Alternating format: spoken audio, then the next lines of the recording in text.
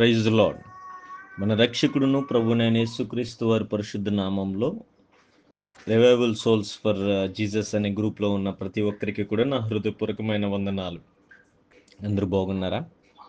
దేవుని కృప మనకి అధికంగా తోడుగా ఉండడాన్ని బట్టి ఈ రీతిగా మనము ప్రతి దినము కూడా కూడుకొనగలుగుతున్నాము. ఒక వాక్యమును చదివి దాన్ని ధ్యానించడానికి దేవుడు కృపను అనుగ్రహిస్తూ ఉన్నాడు. అనేక సార్లు అనేకమైన పనులు అలవాటు ప్రకారంగా జరిగిపోతూ ఉంటాయి.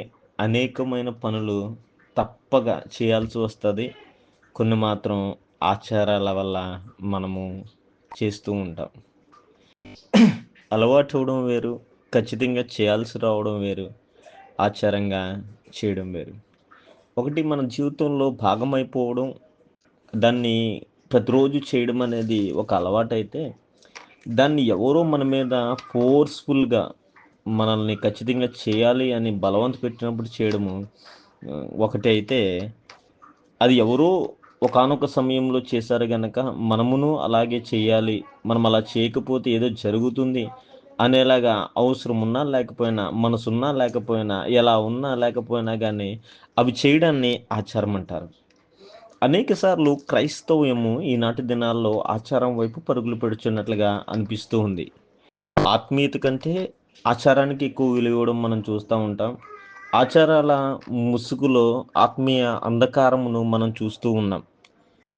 ఈ యొక్క ఆచారముల వలన నష్టపోయే విషయాలు ఏంటి, ఆచారం వల్ల ఏం జరిగే అవకాశాలు ఉన్నాయి అని మనం ఆలోచన చేసినప్పుడు అనేకమైన విషయాలు మనకి దేవుని వాక్యం నుంచి తెలుస్తూ ఉంటాయి. గలతీయులకు రాసిన పత్రిక 4వ అధ్యాయంలో 8, 9, 10 వచనాలు, 11 వచనాలను కనుక మనం చూస్తే 8 నుంచి 11 వచనాల గల భావం ఏంటంటే, మీరు ఆచారం వలన బలహీనులు కాకండి అనే మాట రాస్తాడు. చూడండి, ఆచారం వల్ల ఏమవుతుంటే బలహీనమవుతామంట. ఆ కాలం మందైతే మీరు దేవుని ఎరిగిన వారై నిజమునకు దేవుళ్ళు కాని వారికి దాసులై ఉంటారు, కానీ ఇప్పుడు మీరు దేవుని ఎరిగిన వారును మరి విశేషముగా దేవుని చేత ఎరగబడిన వారునై ఉన్నారు గనక బలహీనమైనవి నిష్ప్రయోజనమునైన మూలపాఠముల తట్టు మరలా తిరగనేలా, మునుపటి వలె మరలా వాటికి దాసులై ఉండలేరా? మీరు దినములను, మాసములను, ఉత్సవములను, సంవత్సరములను ఆచరించుచున్నారు. మీ విషయమై నేడు పడిన కష్టము వ్యర్థమైపోవునేమో అని మిమ్మల్ని గూర్చి భయపడుచున్నాను. గలతీయులకు ఈ యొక్క పత్రికను రాస్తూ పౌలు గారు ఆ సంఘంను గూర్చి మాట్లాడుచు, మీకోసం నేను పడిన కష్టం వ్యర్థమైపోతుందేమో నన్ను భయం పట్టుకుంది నాకు అంటున్నాడు. ఎందుకు భయం పట్టుకుంది?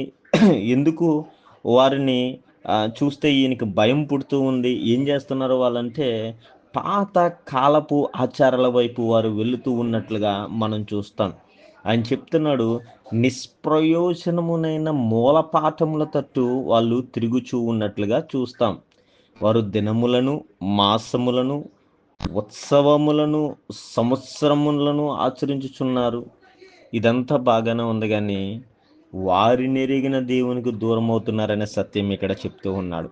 వాళ్ళు చేస్తున్నవన్నీ కూడా మూలపాఠములు ఏంటంటే, పలానా దినాన్ని ఇది చేయాలి, పలానా కాలంలో ఇది చేయాలి, పలానా మాసంలో ఇది చేయాలి అని ప్రతిదాన్ని కూడా ఒక ఆచార సంబంధమైన వాటిని ఆచరించుచున్నారు. అంటే ఒక ఆచారంగా వారికి అయిపోయింది తప్పించి అందులో ఆత్మీయత వారికి కనబడట్లేదు.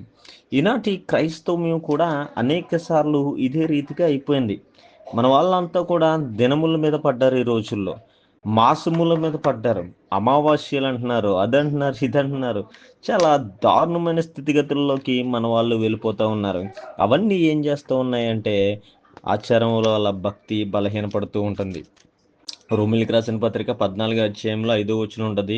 ఒకడు ఒక దినము కంటే మరి ఒక దినము మంచిదని ఎంచుచున్నాడు, మరి ఒకడు ప్రతి దినమును సమానంగా ఎంచుచున్నాడు. ప్రతి వాడు తన మట్టికి తానే తన మనస్సులో రూఢపరుచుకునేవాళ్ళు. ఇక్కడ దినాల గురించి డిస్కషన్ వచ్చినప్పుడు, కొట్టేసుకుంటున్నప్పుడు పౌలు గారు చెప్తూ ఉన్నారు, రోమా సంఘానికి ఒకడు ఒక దినం మంచిది అనుకుంటున్నాడు, ఇంకొకడు ఇంకొక దినం మంచుకుంటున్నాడు. కొంతమంది అయితే అన్ని దినాలు మంచి అనుకుంటున్నారు.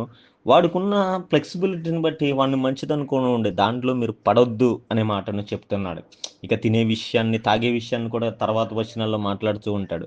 ఇక్కడ అనేక సార్లు మనము ఇదే డిబేట్‌లో పడిపోయి దేవునికి దూరమైపోతూ ఉన్నాం. ఏదైనా ఒక సందర్భం వస్తే దాన్ని బాగా ఆచారంగా ఈ బాబు ఇంకా ఆ రోజు ఇలా ఉండకపోతే బాగోదు అనేలాగా ఎళ్ళిపోయి తర్వాత దినమే మరలా దేవుని నుంచి దూరమైపోతా ఉన్నాం. నా ప్రియమైన దేవుని జనాంగంగా మాటలు మీరు జ్ఞాపకం ఉంచుకోనండి. మనము ఇంతకుముందు దేవుణ్ణి ఎరగని వారమై ఉన్నాము. తర్వాత దేవుణ్ణి ఎరిగాము. అది కూడా గొప్పతనం కాదు. ఆయన, ఆయన మనముల్ని ఎరిగిన వాడై ఉన్నాడిప్పుడు. ఇక్కడ చెప్తున్నాడు, మీరు దేవుని ఎరిగిన వారును, మరి విశేషముగా దేవుని చేత ఎరగబడిన వారును అన్నారు. మనం దేవుని చేత ఎన్నుకొనబడిన వాళ్ళం, దేవుని చేత ఎరగబడిన వారం గనక ఇంకా ఈ ఆచారాల జోలికి ఏ దినం గొప్పది, ఏ దినం మంచిది, ఇలా దినాల కోసము, సంవత్సరాల కోసం, మాసాల కోసము, ఉత్సవ దినముల కోసం మన జీవితాన్ని పణంగా పెట్టవలసిన అవసరత మనకు ఎంత మాత్రము లేదు. ఈ పాత కాలపు నిష్ప్రయోజనమైన మూలపాఠముల కోసం మనం మరలా తిరగకూడదు అనే సత్యాన్ని నేను గమనిస్తూ ఉన్నాను, మీకు తెలియజేస్తూ ఉన్నాను. ఒకవేళ మీరును ఇంకా ఆచారాల్లోనే ఉంటే, మీరును ఇంకా అదే దినము, అదే పాత ఆచారాలను, అదే పాత నెలలను, కాలములను కొలుచుకుంటూ, నెలలు, కాలాలు లేదా భాగములుగా చేసుకొని ఉత్సవాలు చేస్తూ ఉంటే గమనించండి నా ప్రియమైన దేవుని జనాంగమా, అది అది అంత ఆశీర్వాదకరమైనది కాదు అనే సత్యాన్ని గమనించండి. రెండవదిగా మనం చూస్తే ఆచారం వలన మనము బలహీనపడుతాము. అలాగే ఎదుటివారిలోని తప్పులను కూడా మనము ఎన్నుతా ఉంటాం. దేవుని మాట సెలవిస్తుంది ఎప్పుడు కూడా ఏమనంటే, నీవు నీ కంటిలో ఉన్న దూలమును తీసుకొనక పొరుగువాని కంటిలో ఉన్న నలుసుని ఎలా వెదుకుచున్నావు, లేదా ఎత్తుపడిచావు అనే మాటను మనం చూస్తా ఉంటాం. అయితే ఈ దినములను, కాలములను, ఆచార వ్యవహారాలను చేయడం వల్ల ఆటోమేటిక్‌గా ఏమవుతుందంటే, ఎదుటి వాడిని మనం పాయింట్ చేయడం మనం ఎక్కువ చూస్తాం. ఎదుటి వాళ్ళలో ఉన్న తప్పులు ఎప్పుడు ఎత్తి చూపిస్తూ ఉంటాం. ఇందాక అదే మాటను మనం రోమపత్రిక 14 అధ్యాయం 5 వచనంలో చూద్దాం. ఒకడు ఒక దినము మంచిదంటే, వేరొకడు మరొక దినం మంచిదంటా ఉన్నాడు. దీనివల్ల ఈ ఆచారాల వల్ల సహోదరుల మధ్యన డిస్టర్బెన్సెస్ రావడం, సహోదరుల మధ్యన ప్రేమ చల్లారిపోవడం, సహోదరుల మధ్యన గొడవలు రావడం మనం తరచుగా చూస్తా ఉంటాం.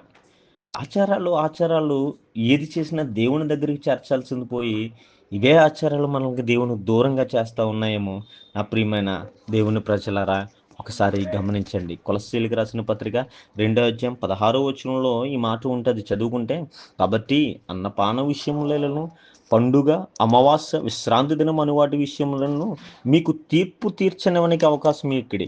ఊరికే డిస్టర్బెన్సెస్ పెట్టుకుని ఎదుటివాని తప్పులు వెతుక్కోవడానికి, మనలో వాడు తప్పులు ఎదగడానికి ఎంతసేపు అమావాస్య దినాల గురించి, పండగ దినాల గురించి, విశ్రాంతి దినాల గురించి వీటిలతోటే మన జీవితకాలం అంతా గడిచిపోతే దేవుడు మనకు అనుగ్రహించిన స్వాతంత్రాన్ని ఎప్పుడు మనము అనుభవిస్తాము? దేవుడు మనకిచ్చిన ఈ రక్షణని ఎప్పుడు ఆనందిస్తా ఉంటాము?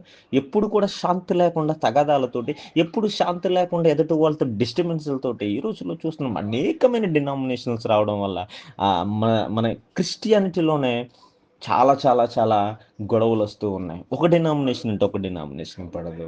ఒకని సిద్ధాంతాలంటే ఇంకొకళ్ళకి పడదు. ఒకరి పాటలంటే ఇంకొకరికి పాటలు. ఒక సేవకుడంటే ఇంకొక సేవకుడు.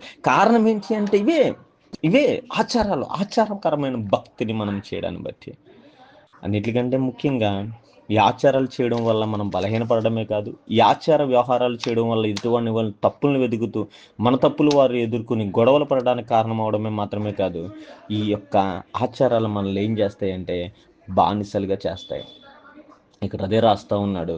మీరు మీరు మూల పాఠముల తట్టు మరలా తిరగనేలా, మునుపటి వలె మరలా వాటికి దాసుడై ఉండనేలా.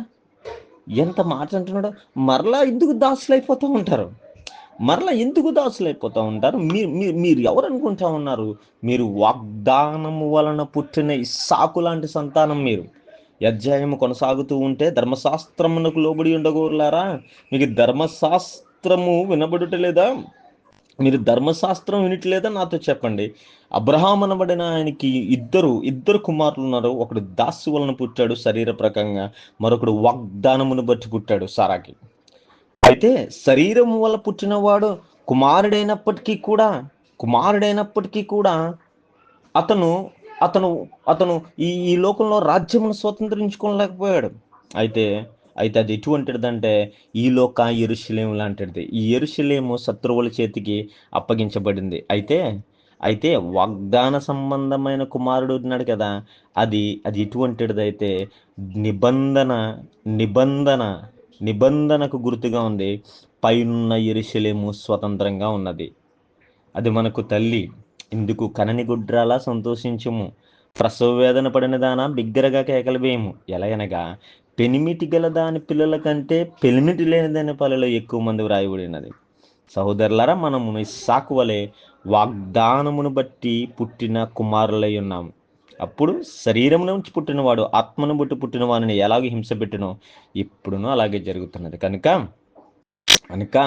సహోదరులారా, మనము స్వతంత్రులమే గాని దాసి కుమారులు కావు. ఈ స్వాతంత్రం అనుగ్రహించి క్రీస్తు మనలను స్వతంత్రులుగా చేసి ఉన్నాడు. కాబట్టి మీరు స్థిరముగా నిలిచి దాస్యమును కాడి క్రింద మరలా చిక్కకుడి. చాలా క్లియర్గా ఆయన చెప్తా ఉన్నాడు. స్వాతంత్రాన్ని మనకు అనుగ్రహించాడు. అబ్రహాముకి 2 కుమారులు ఉంటే ఒకడు శరీరానికి పుట్టిన వాడై ఉండగా, ఇంకొకడు వాగ్దానుసారంగా పుట్టినవాడై ఉండగా, శరీరము వలన పుట్టినవాడు ఆత్మానుసారంగా పుట్టిన వాడిని హింసించినా ఇబ్బంది పెట్టినా కానీ రాబోతున్న దినాల్లో అతను స్వతంత్రుడు అనే సత్యమును రాస్తూ ఉన్నాడు. దేనికి అతను బందీ కాదు అనే మాట చెప్తున్నాడు. అటువంటి వారమే మనము అనే సత్యాన్ని కూడా ఇక్కడ చెప్తున్నాడు. ఇప్పుడు ఎంత చక్కని స్వాతంత్రం అనుగ్రహించిన మనము మరలా ఈ ఆచారాలను చెప్పేసి మరలా ఈ లోక సంబంధమైన వీటి వైపు తిరిగి దినాలను లెక్క పెట్టుకుంటూ అమావాస్యలను చూసుకుంటూ పున్నములను చూసుకుంటూ ఇది చూసుకుంటూ మన జీవితాలను ఎలా పనంగా పెట్టేయచ్చు? ఎలా మన ఆత్మీయ జీవితాన్ని బలహీనపరుచుకుంటాం? ఈ ఆచారాలే మనల్ని బలహీనపరుస్తున్నాయి. ఈ ఆచారాలే మనకు శత్రువులను క్రియేట్ చేస్తున్నాయి. ఈ ఆచారాలే మనల్ని బానిసలుగా చేస్తూ ఉన్నాయి. కానీ దేవుడైతే మనల్ని స్వతంత్రులుగా చేసి నిలబెడుచున్నాడు.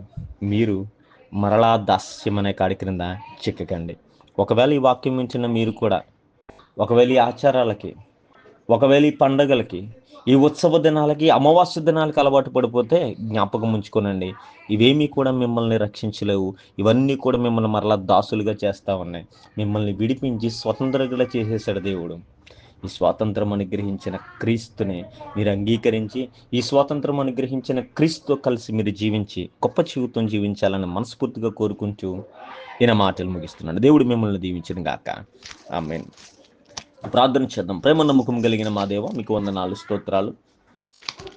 ఈ సాయంకాల సమయంలో బిడ్డలతో మాట్లాడాను. ఆచారముల కంటే గొప్ప దేవుడవు నీవు గనుక నిన్ను అంగీకరించాలని, మరలా దాస్యమును కాడి క్రింద బలహీనపరచు వారి కింద మిత్రులతోటి శత్రుత్వం పెంచుకునే ఆచారాల వైపు వెళ్లకుండా చక్కని స్వాతంత్రపు జీవితాన్ని జీవించాలని, వారందరూ కూడా ప్రభువా ఇదిగో నీ కృపలో సంతోషాన్ని అనుభవించాలని, ఫ్రీగా ఉండాలని, స్వతంత్రులుగా ఉండాలని వారికి బోధించి ఉండగా, నేను మాట్లాడిన మాటలు ఏదైనా దోషం ఉంటే మన్నించి వారికి అవసరమైన మాటలన్నీ హృదయంలో స్థిరపరచుకుని వారి దైనందిన జీవితంలో ముందుకు కొనసాగించుకోవడానికి కృప చూపించమని మా రక్షకుడు నజరేయుడైన యేసుక్రీస్తు నామంలో అడిగి వేడుకొనిచున్నాం తండ్రి. ఆమేన్. తండ్రి, కుమార, పరిశుద్ధాత్మ త్రియేక దేవుని దీవెన సదాకాలం మీకు తోడైనను గాక. ఆమేన్.